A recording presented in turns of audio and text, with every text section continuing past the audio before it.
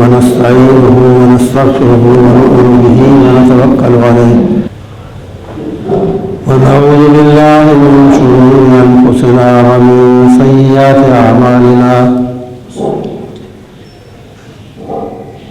من يهده الله فلا مضل له ومن يضلل فلا هادي له وأشهد أن لا إله إلا الله وحده لا شريك له وأشهد أن محمدا عبده ورسوله صلى الله عليه وعلى آله وأصحابه وسلم أما بعد فإن خير الحديث كتاب الله وخير الهدي هدي محمد صلى الله عليه وسلم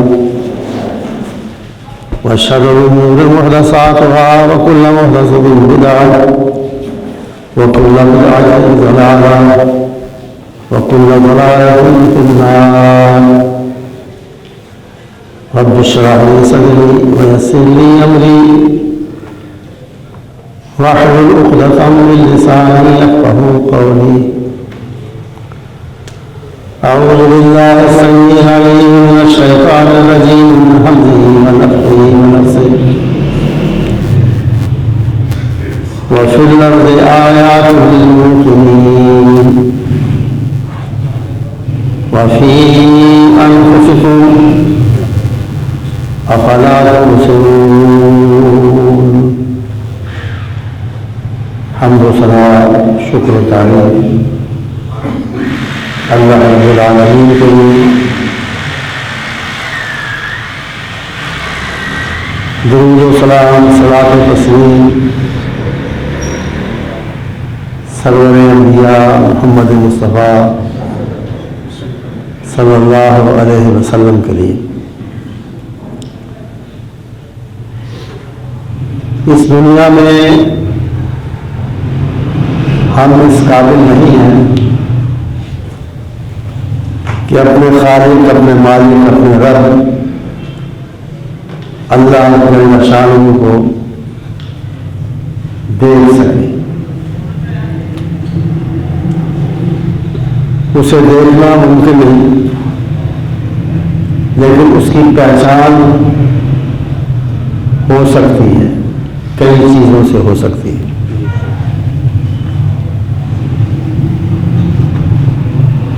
دھوپ نکلی ہو تو کسی کو یہ ثابت کرنے کی ضرورت نہیں رہتی کہ سورج بھی موجود ہے۔ اللہ کی نشانیاں ہر طرف موجود ہوں، ہر طرف بکھری ہوں، تو پھر اس کے وجود کا ثبوت دینے کی ضرورت باقی نہیں رہتی۔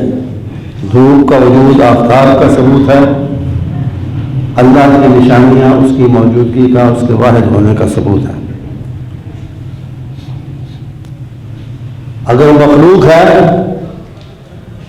تو پھر کوئی خالق بھی ہے، اس کا کوئی بنانے والا بھی ہے، از خود وہ نہ بن سکتی ہے نہ بنی ہے۔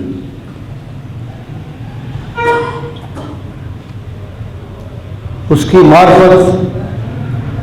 معرفت خداوندی، اس کی نشانیوں سے یہی آج کا ہمارا موضوع ہے۔ اور اس سلسلے میں جو آیات کریمہ نے پڑھی ہیں، 26ویں پارے کی آخر سے ان کا تعلق ہے، سورہ ذاریات ہے۔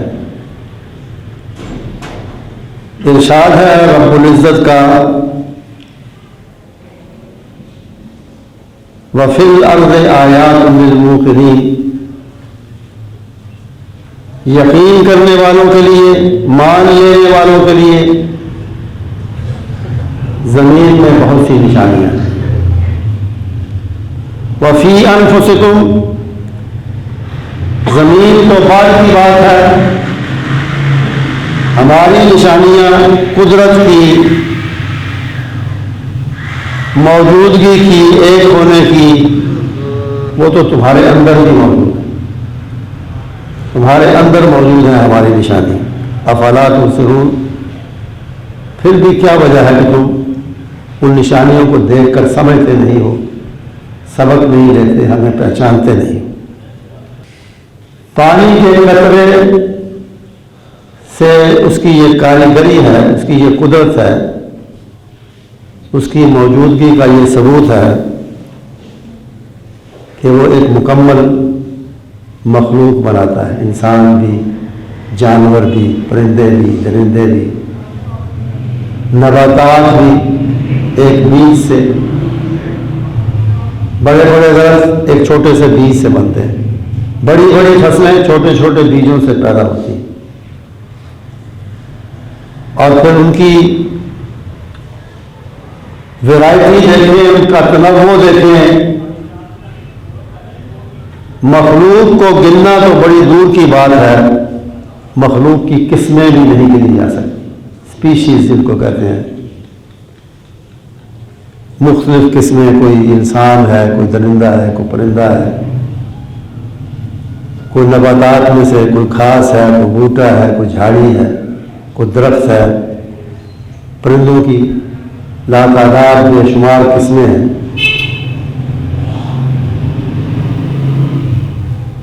ان کے مختلف رنگ ہیں، ان کے مختلف طرح کے پر ہیں، ان کے مختلف طرح کے کھانے پینے کے اور رہنے سہنے کے اوضاع ہیں، طریقے ہیں۔ اتنا تنوع، اتنی ویرائٹی اور اتنی مختلف قسم کی مخلوق کا بنانا، کیا یہ اس کی قدرت کی نشانی نہیں؟ کیا یہ اس کے وجود کی نشانی نہیں ہے؟ انسان جیسے فرمایا فی انفسکم، تمہارے اندر نشانیاں ہیں، تو انسان اپنی تخلیق پر غور کرے۔ جگہ جگہ قرآن پاک میں توجہ دلائی ہے، اور سورہ واقعہ میں کہا کہ افرأیتم ما تمنون اانتم تخلقونہ ام نحن الخالقون۔ آدمی تو قطرہ گرا کے فارغ ہو گیا، اب اس کو ایک جسم کی شکل دینا، اس میں ہڈیاں، گوشت، ریشے، اعصاب سب کچھ بنانا، پیدا کرنا، ناک، کان، منہ، زبان، ہر شے لگانا، میرا، جگر، گردے، کیا کیا نہیں، کون کون سا سسٹم نہیں ہے جو اندر چل رہا ہے۔ ہمارے بٹن دبائے بغیر، ہمارے چلائے بغیر، ہمارے زور لگائے بغیر سارے سسٹم جب تک اندر جاتا ہے اپنا اپنا کام کرتے رہتے ہیں، خاموشی سے کرتے رہتے ہیں، پتہ بھی نہیں چلتا کہ اندر کیا ہو رہا ہے۔ اور کئی طرح کے نظام چل رہے ہیں۔ نظام اعصاب کی میں نے مثال دی تھی آپ کو کہ مختلف اعضاء پاؤں کے جوڑوں سے یا کیا انگلیوں سے، پاؤں کی انگلیوں سے، انگوٹھے سے لے کر دماغ کے ساتھ منسلک ہیں۔ معمولی حرکت، کوئی بھی ہمارا جسم کا حصہ عضو معمولی حرکت کرتا ہے، وہ کیسے کرتا ہے؟ اس حرکت کے لیے اسے آرڈر آتا ہے، حکم آتا ہے، اشارہ آتا ہے دماغ کی طرف سے۔ آج کی طرف انگلی لے کے جاتی ہے، اتفاقاً چلی جاتی ہے، ادھر سے انگلی کی انگلی کے آخری حصے سے پیغام جاتا ہے دماغ کو کہ مجھے گرمی محسوس ہو رہی ہے یا میں جلنے کے قریب، اور ادھر سے پیغام آتا ہے پیچھے ہٹو۔ یہ موجودہ تحقیق کہتی ہے کہ اس طرح یہ سسٹم چلتا ہے۔ اور میں نے آپ کو بتایا تھا کہ ایک غیر مسلم لکھنے والے نے لکھا کہ ایک بہت بڑے شہر کا جو بجلی کا نظام ہے، اس نے امریکہ کے بڑے شہر نیو یارک کی مثال دی کہ اس کا پورا سسٹم جو ہے، بجلی کیسے پیدا ہوتی ہے، کہاں ہوتی ہے، مختلف تاروں کے ذریعے ایک ایک گھر میں جاتی ہے، ایک ایک فیکٹری میں جاتی ہے، ایک ایک دفتر میں جاتی ہے۔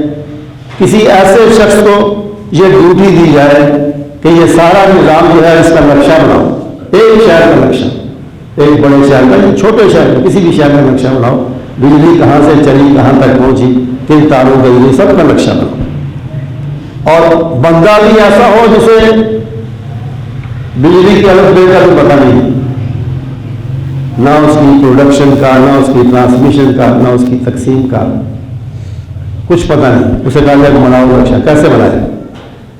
بڑا مشکل کام ہے، ناممکن ہے تقریباً.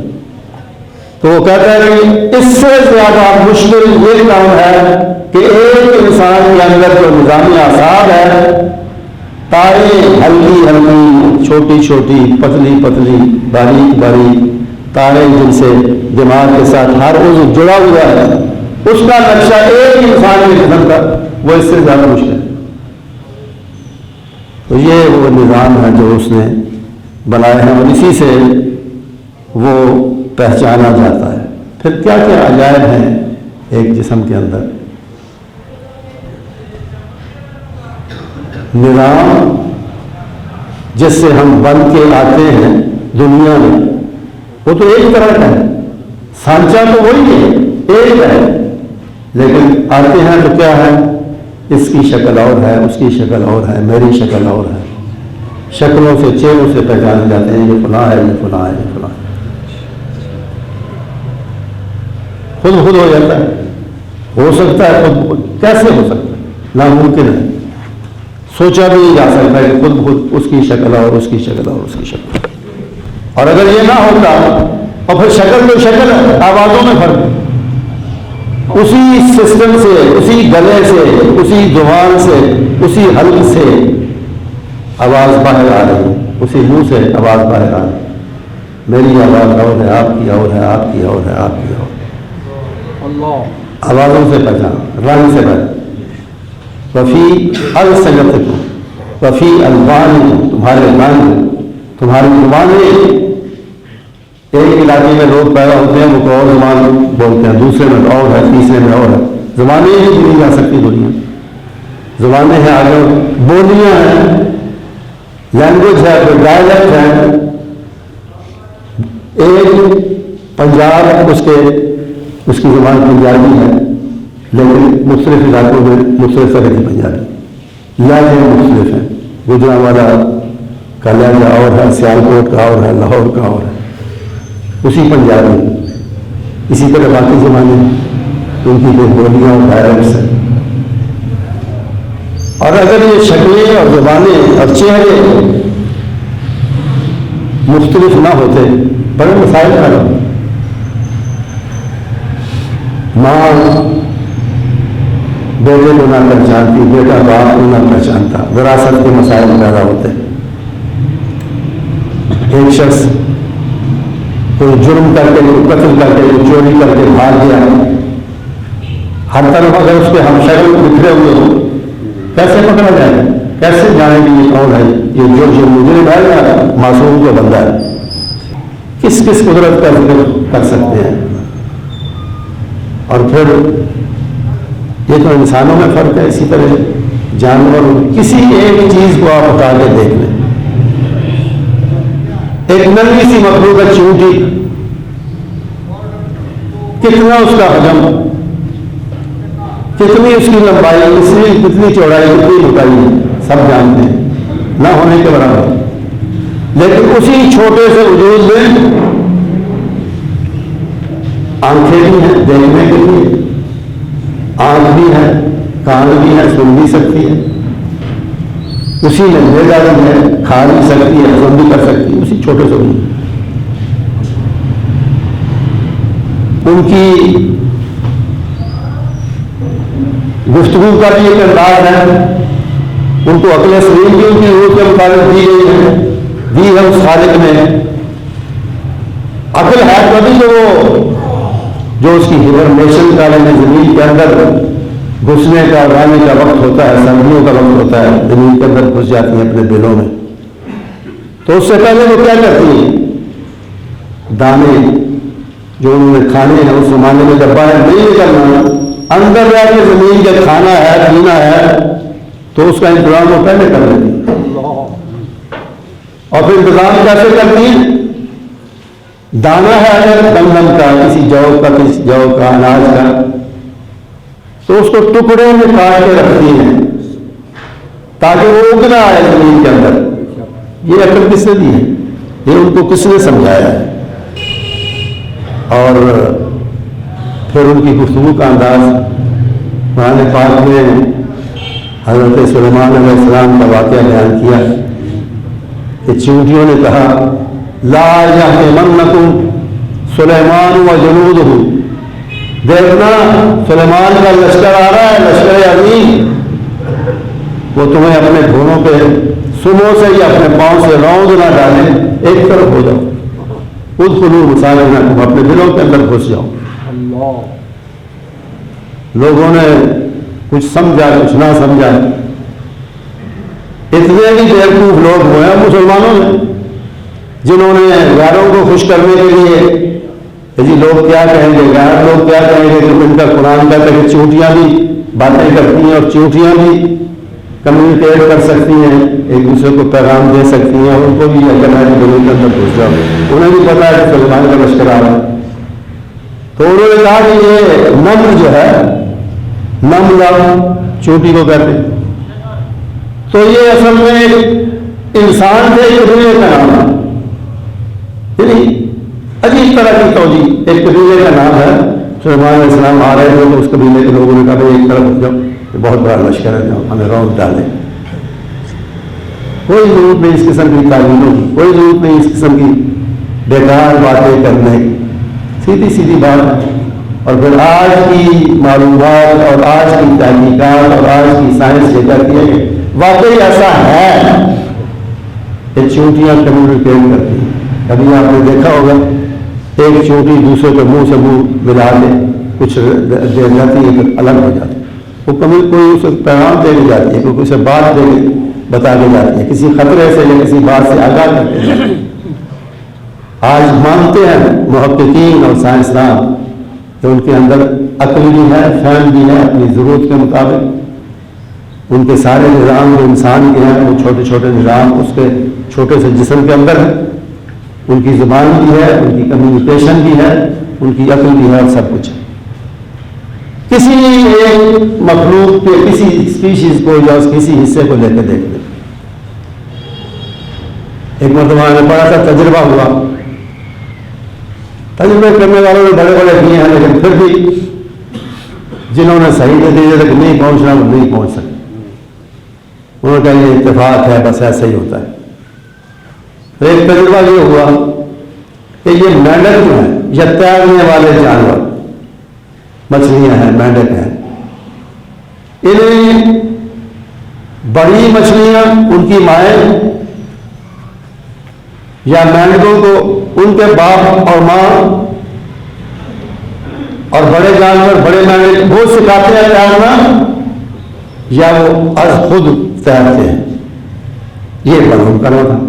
معلوم کرنے کا تو شوق ہے انسان کو، ہمیں کم ہے، بدقسمتی سے مغرب میں زیادہ ہے۔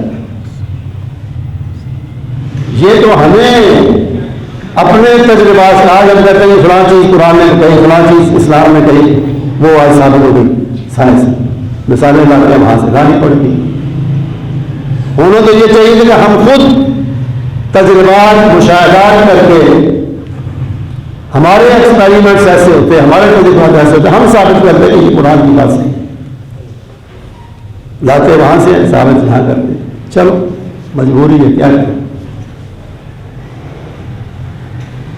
تو انہوں نے کیا کیا کہ دو قسم کے میڈل لیے،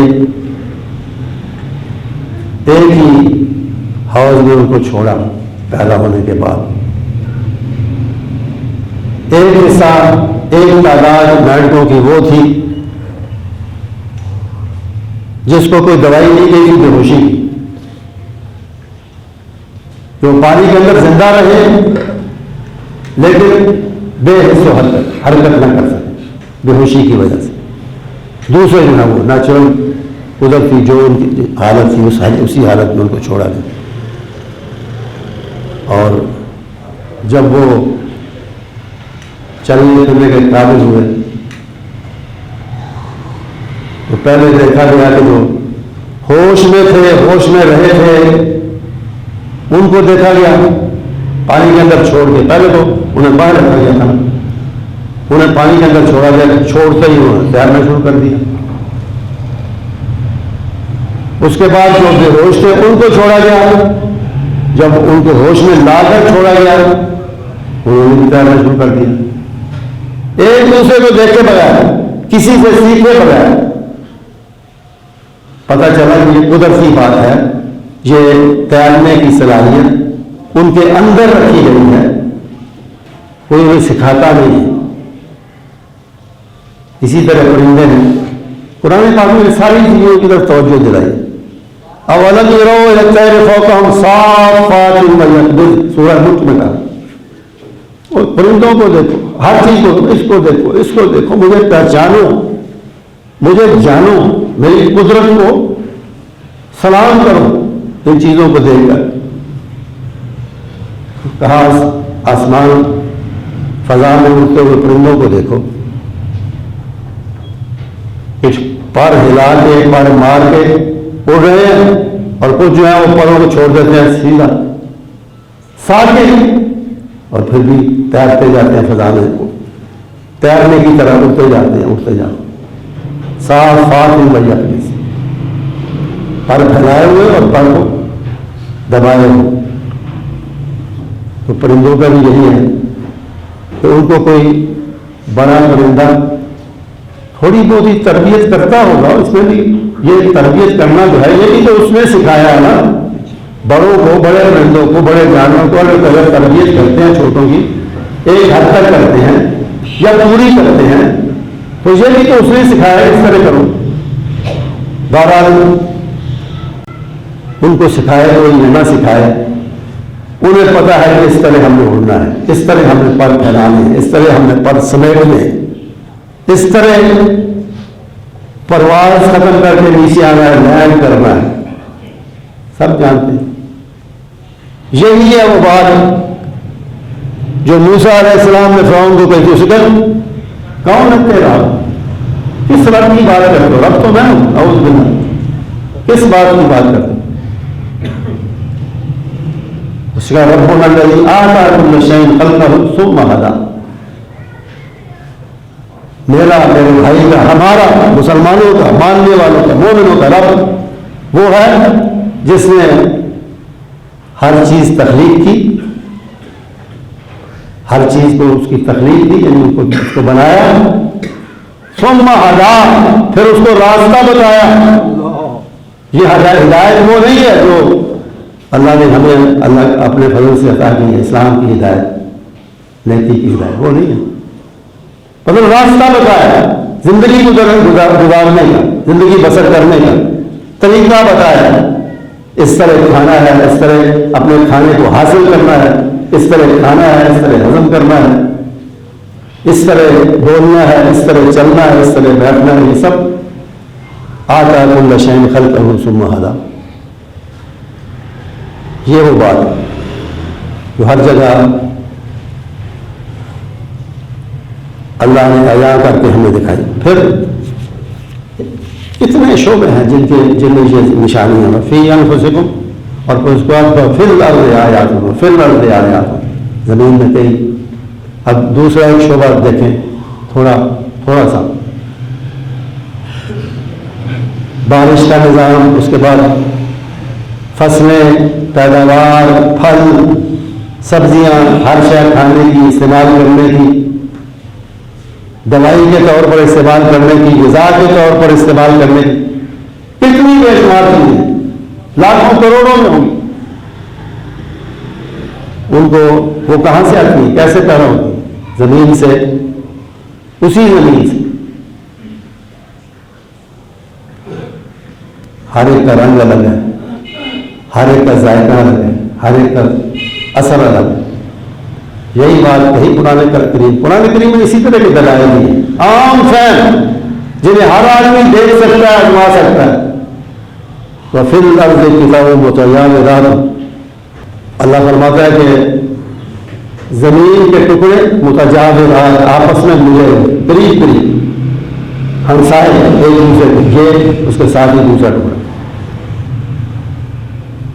وہ کچھ اور اس سے نکل رہا ہے، اس سے کچھ اور نکل رہا ہے، اس سے سبزیاں نکل رہی ہیں، اس سے کمال نکل رہا ہے، یا فروٹ نکل رہا ہے، یا کچھ اور نکل رہا ہے۔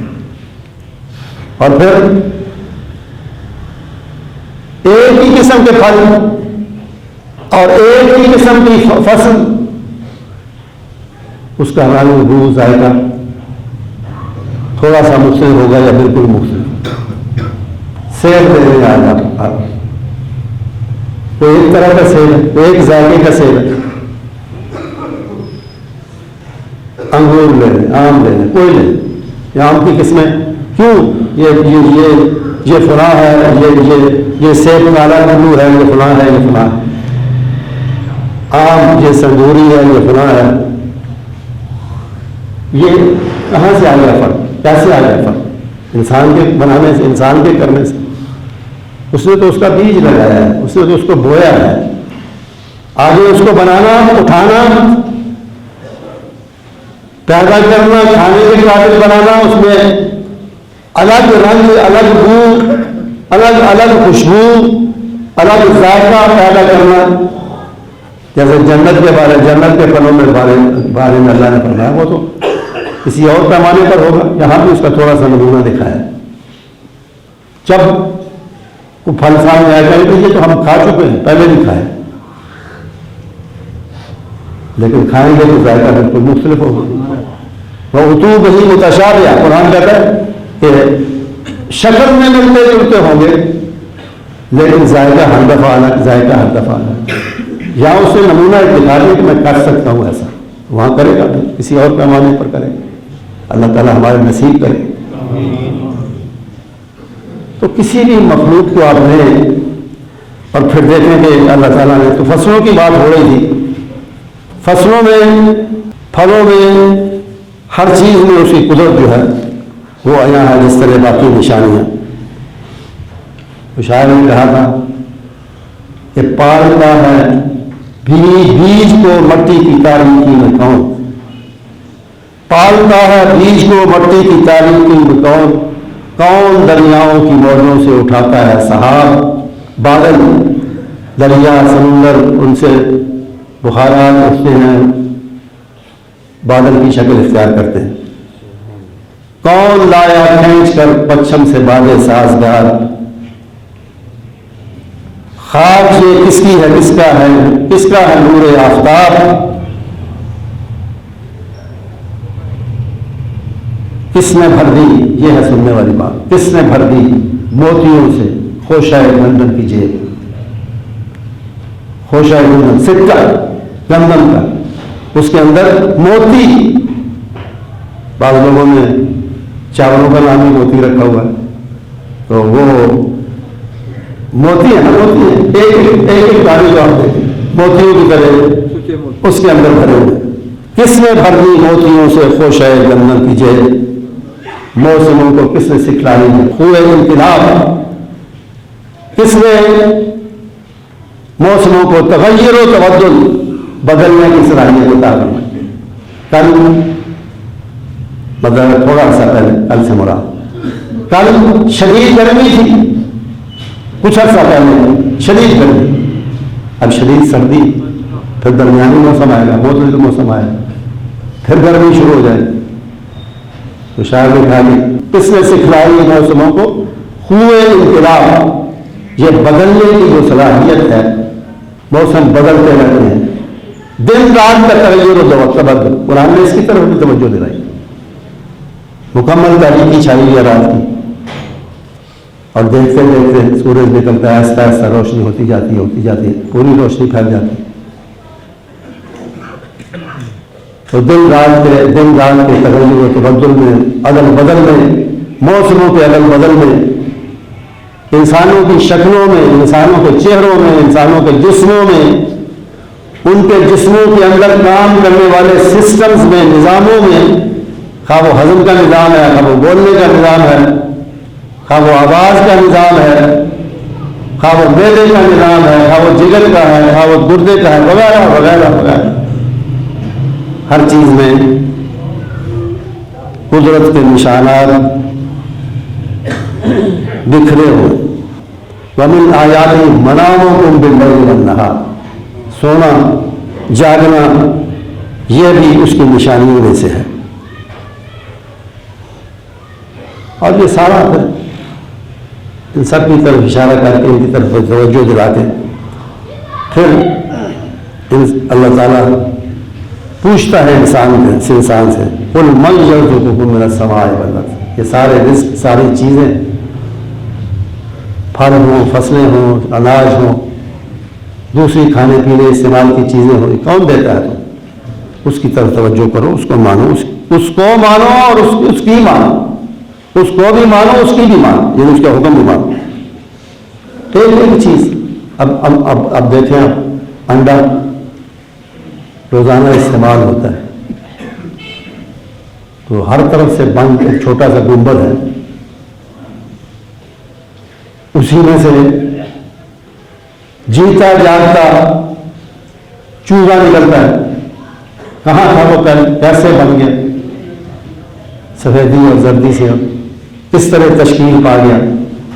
پھر انسان کے جسم کی طرح وہی بات ہے، ساری اس کی ضروریات، اس کی چونچ بھی، اس کی آنکھیں بھی، اس کا معدہ بھی، اس کی پوٹ بھی، اس کی ہر شے، اس کی تکمیل کی اللہ تعالیٰ نے اس کو بنایا۔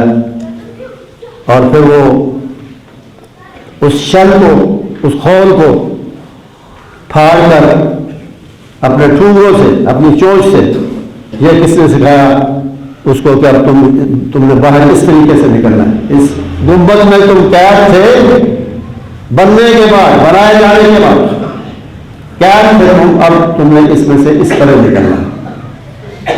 وہ ٹھونگے مار مار کے اس کو توڑتا ہے، باہر آتا ہے، آواز اس کی ہوتی ہے، دیکھ ہو سکتا ہے، بھاگ ہو سکتا ہے، دوڑ ہو سکتا ہے، کھا ہو سکتا ہے، ہضم وہ کر سکتا ہے، سب کچھ کر سکتا ہے۔ یہ انڈے کے اندر یہ سب کچھ اس نے اپنی کاریگری سے بنا دیا، اور ہمارے سامنے ہیں روزمرہ کی مثالیں جو ہم دیکھتے ہیں۔ پھر شہد کی مکھی کی طرف توجہ دلائی قرآن پاک، شہد کی مکھی، ایک پوری سورت اس کے نام پہ رکھی، اور لیکن بتا دیا کہ ہوتا کیا ہے، کیسے ہوتا ہے۔ اوہا ربک الی النحل، اللہ تعالیٰ نے اشارہ کر دیا، یہ وحی کے لفظ ہے نا، وحی بھی خفیہ اشارے کو کہتے ہیں، یعنی خفیہ پیغام، دوسروں سے چھپا ہوا پیغام جو کسی خاص کے لیے ہوتا ہے، جیسے وحی آتی ہے پیغمبر پر، نبی پر، دوسروں سے چھپ کر آتی ہے لیکن پھر وہ ظاہر کرتا ہے، اس کو بتا دیتا ہے۔ تو یہی لفظ استعمال، اوحا ربک الی النحل، شہد کی مکھی کو اللہ تعالیٰ نے پیغام دیا، وحی کی، یعنی سکھایا، اس کو بتایا، اس کو اس طرح پھولوں کا رس چوسنا ہے، اس طرح اسے اپنے معدے کے اندر جمع کرنا ہے۔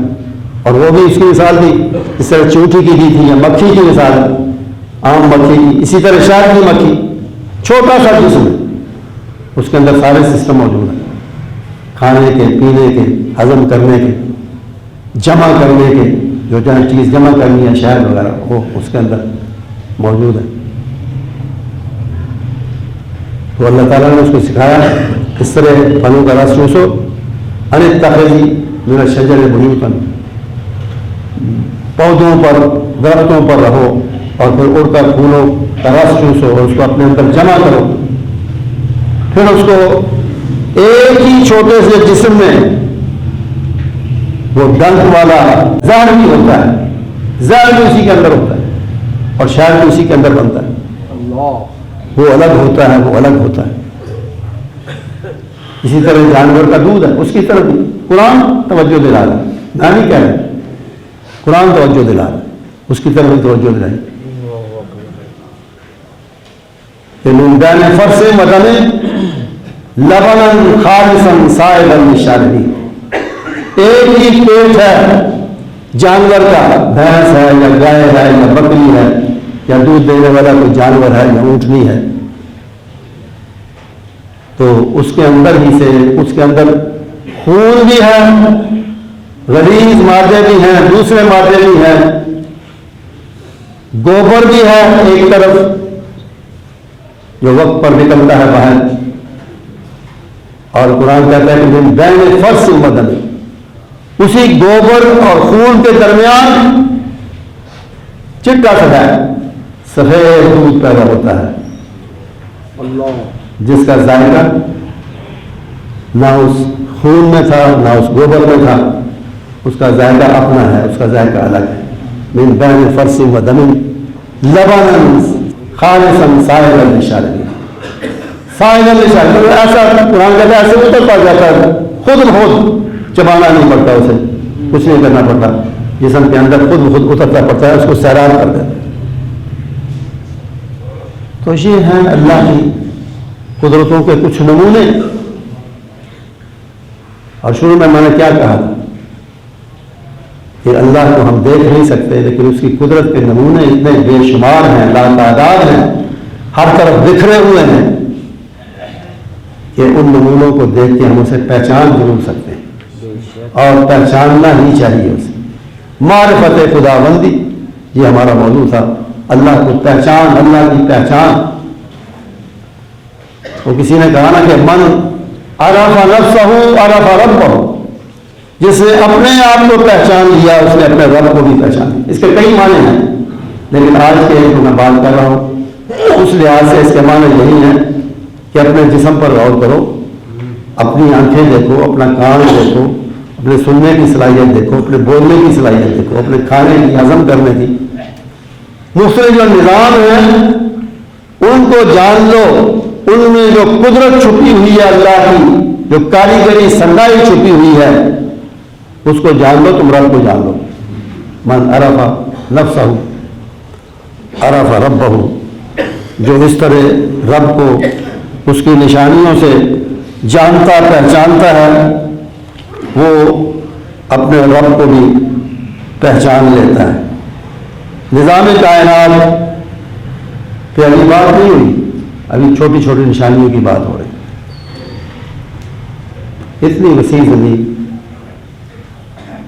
اس پہ آسمان کی چھتری، اب جو بھی اسے آپ کہیں کہ حد نگاہ یا کیا، وہ اللہ تو یہی کہتا ہے کہ حد نگاہ ہی ہے، لیکن اس کے اوپر کیا ہے کہ یہ وہی جانتا ہے، وہی بتاتا ہے کہ اس کے اندر وہ آسمان ہے جن کو اس نے بنایا ہے اور تعمیر دیا ہے۔ اور اس کے بعد ستارے، سیارے، سورج، ایک ایک چیز پہ آپ غور کریں،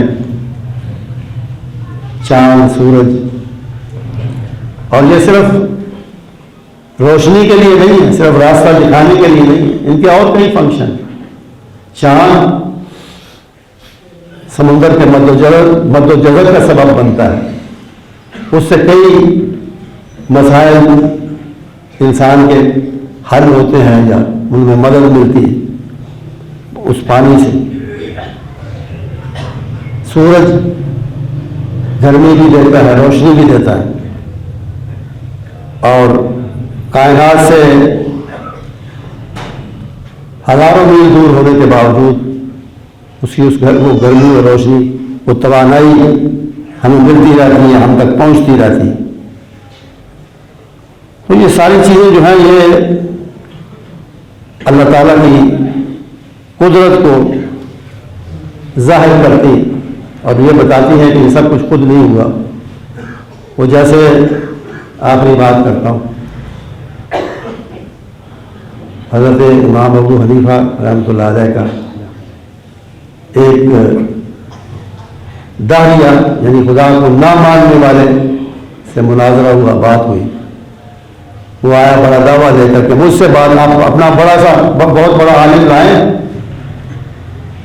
میں ثابت کروں گا کہ اللہ کا نعوذ باللہ کوئی وجود نہیں ہے، کہ کائنات کا سب کچھ خود ہی بنا اور خود ہی چل رہا ہے۔ تو حاکم وقت میں عباسیوں کے دور کی بات یا اس سے پہلے کی بات ہے، امویوں پر مسلمان خلیفہ یا حاکم، اس نے کہا جی ٹھیک ہے، امام ابو حنیفہ رحمۃ اللہ علیہ کو لایا گیا، وقت طے ہوا کہ فلاں دن فلاں وقت بات چیت ہوگی۔ بغداد اسی زمانے میں میں نے بھی دیکھا ہے، کئی دفعہ دیکھا ہے، شہر کے درمیان دریا ہے، تو دریا کے پار سے آنا تھا امام صاحب، وہ جان بوجھ کر لیٹ آئے، وقت مقررہ سے لیٹ آئے۔ بادشاہ ناراض ہوا، اس نے کہا کہ وقت مقرر تھا، ایک غیر آدمی، غیر دین دوسرے دین والے آدمی سے مناظرہ تھا، اہم بات تھی، آپ لیٹ آئے۔ انہوں نے کہا جناب میں کیا کرتا، دریا پار کرنا تھا، اس سائڈ پہ آنا تھا، کوئی کشتی نہیں تھی، میں بڑا پریشان کھڑا تھا۔